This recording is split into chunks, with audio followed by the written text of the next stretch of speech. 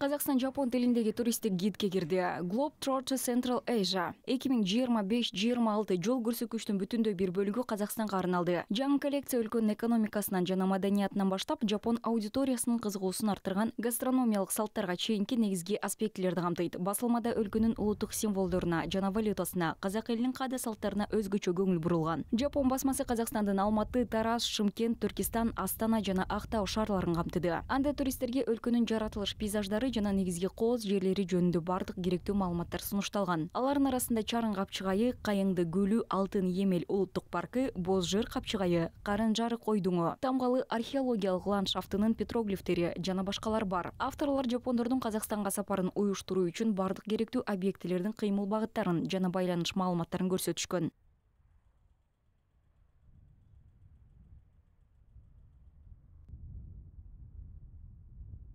Үлкөн бөлүмгө китапчанын 1/3 бөлүгү. Китептин 1/3 чоң бөлүгүндө 50 барактык Казакстан тууралуу толук жазылган. Бул биз үчүн жакшы, себеби Жапон рыногу жалпысынан биз үчүн максаттуу базар. Ал өзүнүн бийиктигин көрсөтүп жатат. Ал эми 26-жылдан баштап Токио менен Алматынын ортосунда төз каттан болот деп пландалууда. Биз буга даярданып жатабыз. Кийинки жылы биз да Осакадагы Экспо көргөзмөсүнө барып, Казакстан тууралуу тааныштырабыз. Жалпысынан өстүбүздөгү жылдын 10-айында Жапониядан Казакстанга келген туристтердин саны 26% ашып 8600-гө жетти.